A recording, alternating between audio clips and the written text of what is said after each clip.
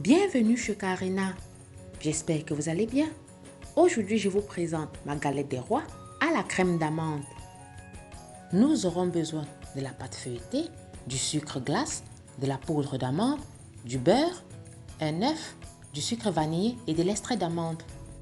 Je commence par baisser la pâte feuilletée de 3 cm d'épaisseur. Le lien comment réaliser la pâte feuilletée maison se trouve dans la barre de description.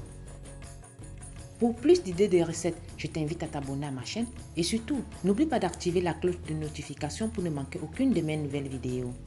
Une fois la pâte bien étalée, je taille 2 disques de 26 cm à l'aide d'un emporte-pièce et pose les disques de pâte sur les plaques recouvertes de papier sulfurisé et réserve au frais pendant que je réalise la crème d'amande. Pour la réalisation de la crème d'amande, dans un saladier, je verse le beurre fondu avec le sucre glace. Je fouette bien jusqu'à obtenir un mélange jaune pâle. J'ajoute l'œuf, mélange énergiquement,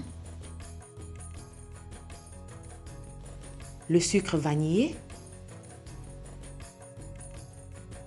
la poudre d'amande en 2 fois. Ne vous inquiétez pas, la liste des ingrédients et les mesures exactes se trouve dans la barre de description. Enfin, l'extrait d'amande que vous pouvez remplacer par du rhum. Mélange bien, puis réserve dans une poche à douille.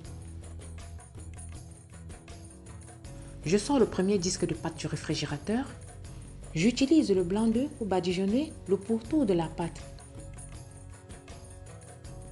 Je poche la crème d'amande en spirale sur la surface non dorée.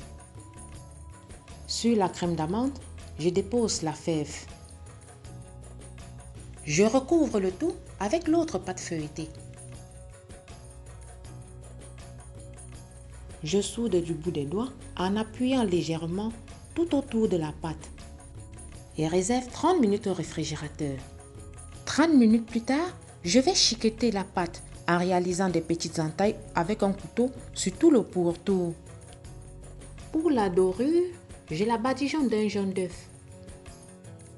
Je perce un petit trou au centre de la galette et forme des croisillons à l'aide d'un couteau.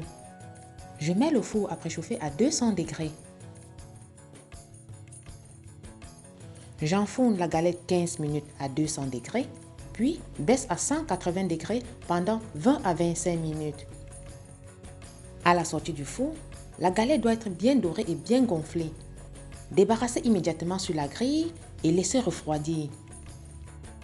Si vous ne mangez pas la galette rapidement après cuisson, vous pouvez la passer au four quelques minutes avant de la servir. Elle sera meilleure tiède.